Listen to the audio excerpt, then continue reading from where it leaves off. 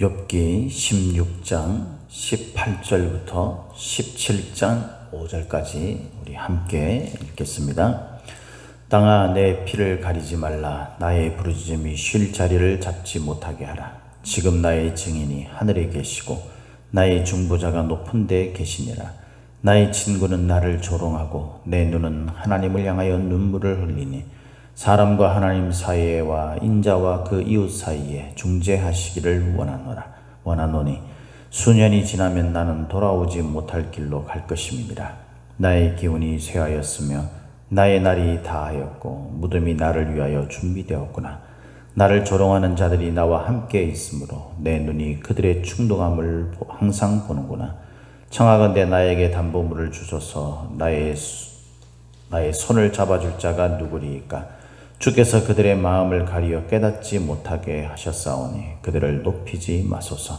보상을 얻으려고 친구를 비난하는 자는 그의 자손들의 눈이 멀게 되리라. 아멘. 오늘도 저와 여러분에게 하나님의 함께 하시는 충만하신 은혜가 임하기를 예수님의 이름으로 축복합니다. 오늘 우리가 읽은 이 말씀을 가지고 성도들의 고백이라는 제목으로 함께 말씀을 나누도록 하겠습니다. 사람들은 살면서 많은 고백을 하죠. 어떤 진짜와 거짓, 거짓말한 것을 이제 혼나고 어렸을 때 또 이제 진심을 또는 진실을 정직하게 그렇게 고백하게 된다거나 또 사랑의 고백을 우리 또 하게 되고, 그죠? 또 이런저런 일들에 대해서 또 자신의 이야기 이런 것들을 하면서 또 고백을 하게 되고, 고민에 대해서 고백을 하게 되고, 이런 다양한 고백을 하게 됩니다. 그런데 성도들의 고백이 있어요. 반드시 성도들에게 있어야 할 고백. 그 고백이 뭡니까? 우리가 하나님을 향해서 하는 거죠. 세상 사람들과 이야기를 나누면서 하소연하는 것, 이것이 성도들의 고백이 아닙니다. 믿는 사람들과 함께 만나서 얘기를 나누는 것 참 좋은 거죠. 귀한 교제고, 교회 안에서는 또 그런 것이 반드시 있어야 합니다. 그죠? 교회 안에서 성도들에게 마음을 터놓고 얘기를 하고 자신의 이야기들, 고민을 그런 것들을 고백하지 않는다면 누구에게 하겠습니까? 어떤 사람들은 교회를 다니고 그러는데 세상 사람들 만나가지고 술 마시면서 술 마시니까 친구들하고 사람들하고 술 마시면서 얘기를 하면은 솔직하고 진솔한 이야기를 잘 나눈다. 이건 성도들이 할 말이 아닌 거예요. 성도들은 그렇게 해서 자신을 고백하는 게 아니라, 성도는 그런 술이라든가 이런 것들의 힘이 아니라 내 마음속에 하나님 앞에 정직함, 이것으로 우리가 사람들 앞에서도 고백할 뿐만 아니라 무엇보다도 하나님을 향해서 우리의 상황, 우리의 문제, 우리의 정직을 고백해야 되는 겁니다. 오늘 우리가 읽은 이 말씀에 보면 이 욥이 이제 이런 친구들의 이런저런 그런 그 비난의 화살, 이런 것들을 들으면서 매우 고통스럽고 힘든 가운데서 이 친구들을 향해 있던 그 모습을 틀죠. 그래서 하나님 앞에 기도하기 시작합니다. 그죠? 우리가 그 엘리바스가 이제 두 번째 이야기를 시작하면서 엘리바스가 15장에서 그 욥을 향해서 막 비난을 하잖아요. 좀 더 한층 이제 더 강화된 그런 비난을 막 하게 됩니다. 그때 이제 욥이 자신의 정당함을 처음에 엘리바스에게 얘기를 해요. 처음에 엘리바스에게 막 얘기를 하다가 그 16장에 들어가면은 이제 갑자기 하나님 앞에 이 기도하는 것으로 바뀌어지게 되죠. 엘리바스에게 얘기하는 건 사실 그렇게 많지 않았어요. 그러면서 하나님 앞에 계속 이제 자신의 정당함에 대해서 이야기를 하게 됩니다. 여러분, 우리가 세상을 살다 보면 우리의 마음속에 있는 이야기를 터놓고 얘기할 때가 참 별로 없어요. 돌아보면. 그죠? 주변에 사람이 많은 것 같은데, 이 사람도 있고 저 사람도 있고 그런 것 같은데, 정작 우리가 정말 솔직한 어떤 이야기를 해야 될 그런 이야기를 나누면서 내 고민을 함께 그렇게 고민해주고 그렇게 이야기를 나눌 만한 사람들을 떠올려 보면 별로 많지 않습니다. 근데 그게 더군다나 놀랍게도 많은 성도들의 고백 가운데서 뭐라고 그러냐면요, 이 세상 사람들, 교회 밖에, 교회 울타리 그 밖에서 사람들을 만나서 얘기할 때는 되게 편하게 얘기를 한대요. 자기의 이야기들도 막 하고. 그런데 교회 안에 사람들을 만나서 이야기를 하게 되면 이 마음이 다친다는 거죠. 얘기가 하기가 힘들어진다는 거예요. 왜 그럴까요, 여러분? 우리가 흔히 그런 이야기를 하지 않습니까? 교회에 오는 사람들이 가면을 쓰고 온다. 그래서 겉으로는 뭐 그럴듯하고 이런 모습을 가지고 있지만 사실은 그 마음속에 세상의 고민과 걱정과 뭐 이런 것들이 가득 차 있는 거죠. 근데 그걸 교회에 털어놓지 못하는 거예요. 참 희한하잖아요. 여러분, 그 가톨릭에 보면, 성당에 보면은 이제 그 신부에게 고해성사를 하는 게 있죠. 그죠? 그러면은 그 조그만 그런 어떤 밀실 같은데 거기에서 칸막이를 이렇게 쳐놓고 거기에 이제 서로 얼굴을 보지 못한 채, 근데 누군지는 알죠. 근데 뭐 신분이 뭔지 잘 모른다 그래요. 모르는데 거기에서 이제 사람들이 신부님에게 자신의 죄도 고백하고 그렇게 이야기하죠. 그러니까 상대방이 나를 모른다라고 생각할 때, 내가 누군지 모를 때, 그럴 때 가면을 가린 얼굴 속에서는 우리가 어떤 이야기를 할 수 있는 거야. 그런데 상대방이 나를 아는 거예요. 나의 얼굴도 보고 있고, 그 앞에서는 우리 마음속에 있는 진짜 나의 모습을 보여주기가 굉장히 힘들다라는 거예요. 교회 안에서 특히 그렇다는 겁니다. 왜 그럴까요? 그것은 이제 우리가 뭐 많은 추측을 해볼 수 있지만은 교회라는 곳이 어떤 곳인지에 대한 우리의 어떤 그 막연한 생각이 있는 거죠. 교회에서 우리가 잘못된 생각, 거짓된 생각, 이런 것들이 있어서 안 된다는 어떤 막연한 생각, 이런 것들, 그런 것으로 인해서 사실 저 사람이 내가 이런 이야기를 할 때 나에 대해서 어떻게 생각할까, 이런 것들이 이렇게 비교가 되는 겁니다. 생각이 되는 거죠. 뭐 세상 사람들은 나랑 똑같으니까 뭐 상관이 없지만은 교회 안에 있는 사람들은 뭔가 그래도 그 도덕적인, 윤리적인 뭐 그런 레벨이 높다고 그렇게 막연하게 뭐 지금 교회를 향해서 비난하고 뭐 그렇게 하지만 사실은 그런 마음들이 첫 번째에 있는 거죠. 그리고 이제 그 상대방이 또 내가 이야기를 했을 때에 저 사람에 대해서 내가 믿지 못하는, 신뢰하지 못하는 부분들이 있는 거죠. 아직까지는. 깊이 얘기를 나눠본 적도 없고 뭐 이런 그런 다양한 이유로 우리가 교회 안에서 사람들에게 어떤 이야기를 하기가 매우 힘들어집니다. 그래서 우리가 그것은 정말 고쳐야 될 문제죠. 우리가 얘기를 듣는 사람도 자신이 신뢰를 받을 만한, 나에게 터놓고 얘기를 할 만한 사람이 되도록, 편한 사람이 되도록, 마음이 열리도록 그렇게 애를 써야 되고, 말을 하는, 고백하는 사람도 내가 다른 곳에서, 신앙이 뿌리가 없는 곳에서 솔직하게 얘기하고 이럴 게 아니라 신앙이 있는 속에서, 그 속에서 믿음의 뿌리를 가진 사람들과 함께 우리가 솔직하고 진솔하게 나의 이야기들을 고백할 수 있는 그런 관계가 되도록 우리가 서로 노력해야 돼요. 이건 굉장히 중요한 문제입니다. 그래서 여러분, 교회 안에서 지체들끼리 서로 마음에 있는 이야기들을 나누고 고민의 이야기들을 나누면서 기도 부탁도 하고 그리고 위로도 해주고 이렇게 하면서 어떤 관계를 형성해내는, 그게 바로 교회 아니겠습니까? 교회가 그런 곳이 교회죠. 어떤 사람도 어떤 허물을 가지고 있어도 자기의 그 허물의 이야기를 진솔하게 회개하면서 눈물을 흘리면서 얘기를 하면 하나님의 용서를 전해줄 수 있는 그런 관계 속에 있는 것이 바로 교회 아니겠습니까? 근데 뭐 말하면은 막 생각 끼고 보는 것 같고 막 이러면은 말하기가 힘들어지게 되는 것이고, 또 내가 그런 관계 속에서 내가 스스로 마음을 열지 못할 그런 자세가 되어 있으면, 그런 태도이면 우리가 말을 못하게 되는 거죠.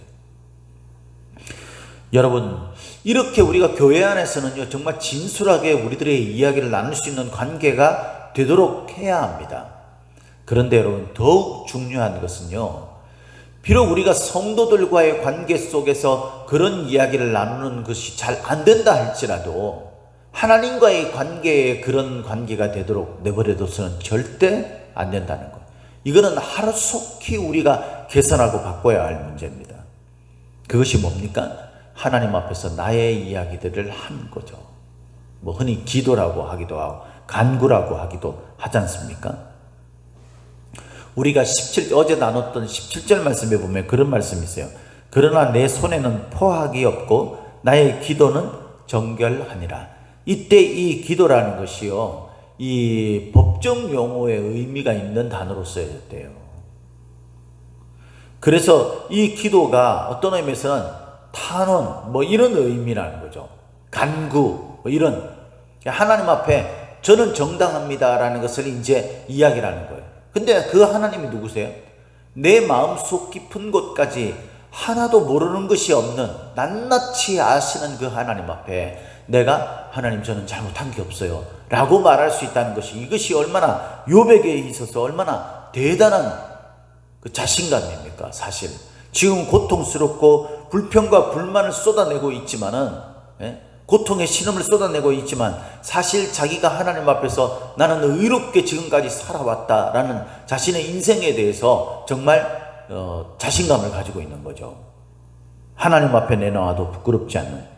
근데 여러분, 우리가 그런 자신감이 없어도, 우리가 정말 죄투성이고 우리가 추악한 모습이 있는 그대로일지라도 하나님 앞에 우리의 이야기를 나눠야 돼요. 세상을 향해서 눈을 돌리고 있으면 안 돼요. 지금 이 욥에게 새 친구가 찾아왔는데 욥이 새 친구에게 하소연을 하고 이렇게 해서 이 문제가 해결되는 게 아니에요. 욥은 새 친구와의 관계 속에서 오히려 더 번뇌 속에 빠졌다 그랬습니다. 그것이 사실 성도들의 올바른 모습이어야 하는 거죠. 성도들은요, 고통스럽고 힘이 든 상황 속에서 눈을 들어서 하나님을 향해야 하는 겁니다. 그래서 욥은 이렇게 이야기합니다. 18절 19절에 보니까 땅아 내 피를 가리지 말라, 나의 부르짖음이 쉴 자리를 잡지 못하게 하라.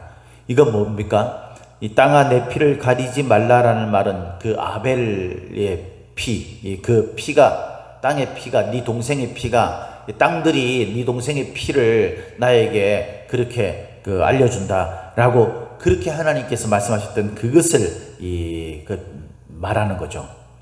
그렇게 하면서 내 이 억울함, 이것을 이 땅이 가릴 수 없다라는 거죠. 그러면서 나의 부르짖음이 쉴 자리를 잡지 못하게 하라라는 건 뭡니까? 내가 그래서 이 억울함을 하나님 앞에 호소하는데 이 부르짖는 것을 누구도 막을 수 없다라는 거예요. 우리의 기도를요, 누구도 막을 수 없게 해야 돼요.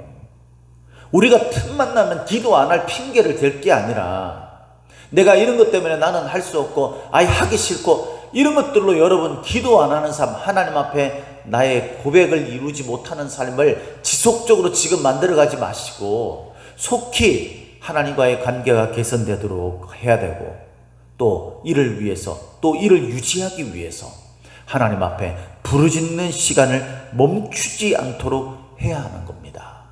굉장히 중요한 문제예요. 성도들은 마땅히 나의 고백을 누구에게 해야 합니까? 눈을 들어 하나님을 향해서 해야 되는 거예요. 그러면서 19절에 이렇게 말하죠. 지금 나의 증인이 하늘에 계시고 나의 중보자가 높은 데 계시니라. 이 다 법정 용어예요. 증인, 중보자 다. 그러니까 욥이 자신의 죄에 대해서 지금 친구들에게 정죄를 받고 있는데 이것을 올바르게 재판해 줄 수 있는 분은 하나님이시라는 거죠. 사실 이게 욥의 딜레마 아니겠습니까? 나에게 지금 이런 고난을 주신 분도, 나에게 지금 이 채찍질을 하시는 분도 하나님이신데 이 문제를 해결해 줄 분도 하나님이세요. 이 억울함을 해소해 줄 분도 하나님밖에 없어요. 근데 우리가 생각할 때는 이게 서로 맞지 않는 거예요. 그럼 우리는 다른 방법을 찾겠죠. 근데 욥은 그렇지 않았다는 거예요. 욥은 이 아이러니한 상황, 나에게 채찍을 대신 분도 하나님이시고 그것을 심판해서 나의 억울함을 해결해 줄 분도 하나님이세요. 욥은 그것을 알고 그래서 자기가 하나님 앞에 두들겨 맞고 있다는 것을 고백하면서 하나님 보고 해결해 달라고 지금 간구하는 거예요. 우리가 그렇게 해야 합니다. 우리 인생에 어떤 문제를 만났을 때 이것이 나의 죄 때문이든 아니면은 나는 의롭게 욥처럼 했는데 내가 괜히 이유 없이 지금 이렇게 힘든 상황을 겪든 이 모든 것은 하나님으로부터 온 것이고, 욥기 1장에 있는 것처럼 주신 분도 하나님이시고 거둬가시는 분도 하나님이신 거예요. 그래서 우리는 이러나 저러나 하나님 앞에 있는 겁니다. 나의 고백을 어디에다 해야 합니까? 하나님을 향해 해야 돼요. 그 고백을 어떻게 해야 합니까? 멈추지 말고 해야 합니다. 이런저런 이유들이 있다 할지라도 하나님을 향한 고백을 멈추지 마시기를 바랍니다. 중단하지 마시길 바랍니다. 지금 중단해 있습니까? 다시 하나님 앞에 간구하고 기도하는 그 나의 고백, 성도들의 그 고백이 하나님 앞에 다시 살아나도록 해야 하는 것입니다. 사람과 하나님 사이에, 그리고 인자와 그 이웃 사이에 중재하시는 분도 하나님이시. 사람들과 사람들 사이의 갈등 문제라든가 세상 속에 일어난 이런 모든 문제를 해결하시는 분도 하나님이세요. 여러분, 우리가 정말 친하고 세상에서 정말 저 사람은 나를 위해서 모든 것을 할 수 있는 사람이라고요? 아니에요. 우리가 그런 일을 안 겪어봐서 그렇지 정말 목숨을 건 상황이 되었을 때에 나를 배신할 수 있는 거예요. 그래서 20절에 욥이 자신의 경험을 통해서 지금 현재 일어나는 이 상황을 통해서 이렇게 말하지 않습니까? 나의 친구는 나를 조롱하고 내 눈은 하나님을 향하여 눈물을 흘리니. 여기서 조롱하고라는 말은요, 하지만이라는 뜻입니다. 나의 친구는 나를 조롱하고 있지만, 그런 뜻이에요. 나는 하나님을 향해서 내 이 억울함과 이 고통의 눈물을 주님을 향해서 나는 쏟아내겠다라는 그런 어떤 각오와 결단의 고백입니다. 그래서 내가 죽기 전에 이 문제, 나의 이 억울함을 모든 사람들 앞에서 이렇게 선포되었으면 좋겠다 라는 고백을 지금 하고 있는 거죠. 그러면서 17장에는 이제 나의 기운이 점점점 쇠하여지고 있다. 내가 죽을 날이 얼마 남지 않았구나. 그런데 내 앞에는 지금 나의 어떤 정당함에 대해서 인정해주고 그걸 올바르게 바라보는 사람들이 아니라 친구랍시고 왔는데 그 친구들이 지금 나의 이 마음속에 있는 이 고통을 더 힘들게 하는 그런 것들만 지금 하고 있다. 근데 내가 현실은 이 친구들의 눈을 볼 수밖에 없구나. 이것이 이제 2절 말씀에서 이야기하는 거죠. 이렇게. 그런데 결국에는 다시 뭐라고 고백합니까? 청하건대 나에게 담보물을 주소서. 나의 손을 잡아줄 자가 누구리이까? 주께서 그들의 마음을 가리어 깨닫지 못하게 하셨사오니 그들을 높이지 마소서. 나의 이 억울함과 저 친구들의 저런 모습을 하나님께서 올바르게 판단해 줄 수 있는 유일하신 분이십니다 라는 고백을 다시 드리고 있는 거예요. 5절에 보상을 얻으려고 친구를 비난하는 자는 그의 자손들의 눈이 멀게 되리라. 이건 속담 같다고 합니다. 속담. 예. 그러니까 나의 이 억울함, 이 문제들을 올바르게 바라보지 않고 보상을 얻으려고 지금 이 친구들이 하고 있다. 이게 무슨 말인가 제가 묵상을 하는 가운데 이런 생각이 떠올랐어요. 여러분, 그 예수님께서 바리새인들을 책망했잖아요. 그 바리새인들이 어땠습니까? 이 회칠한 무덤 같은 자들입니다. 그죠? 겉으로는 율법을 잘 지키고 하나님과의 관계가 너무 잘 돼 있어가지고 아주 누구보다도 신령한 자처럼 보여요. 이들이 원하는 것은 뭐였어요? 사람들에게 인정받는 거였어요. 그래서 사람들 앞에서 랍비라는 이름이 불려지는 것을 너무 좋아했던 사람들입니다. 누구를 가르치고, 그죠? 딱 이 친구들과 같은 모습이죠. 이 친구들이 와가지고 이 욥에게 이야기하는 건 뭡니까? 자신들이 경험이 많고 지혜가 많은 사람들이라서 우리 말을 들으라는 거예요. 그래서 정말 하나님이 왜 이렇게 하셨는지에 대한 올바른 영적 해안을 가지고 이 문제를 접근하는 게 아니라 인간적인 관점에서 친구인 욥에게 조언을 합니다. 그로 말미암아서 야, 참 저 친구는 정말 지혜로운 친구구나. 저 친구가 경험이 많구나. 그래서 욥이 내 말에 따라서 뭔가 자기가 깨달아지고 이런 것들에 대한 보상적 심리, 주변 사람들의 인정, 이런 것들을 지금 친구들이 바라고 있다라고 이야기를 하는 거예요. 우리의 신앙이 이렇게 돼서는 안 돼요. 그러면은 우리는요, 하나님을 향해서 우리의 고백을 할 수 없어요. 계속 사람들을 향해서 할 수밖에 없죠. 왜? 그들에게 인정받아야 되니까. 그리고 우리는 가면을 쓸 수밖에 없는 겁니다. 우리의 가면은요, 하나님을 향해 우리의 눈이 들릴 때, 하나님을 향한 고백이 살아날 때, 그때 우리의 가면은 벗겨지는 거예요. 하나님 앞에서 정직한 것처럼 사람 앞에서도 정직하게 될 수 있는 것입니다. 사랑하는 성도 여러분, 저와 여러분들이 이 땅을 살아가면서 우리는 수많은 문제를 만나게 되고 그 수많은 문제 속에서 우리가 진심으로 우리의 문제를 이야기하고 나누며 고백할 그런 대상들을 우리는 찾고 있습니다. 그리고 이미 두고 있는지도 모릅니다. 그런데 그런 나의 고백을 들어줄 대상이 누구입니까? 세상에 있는 존재들입니까?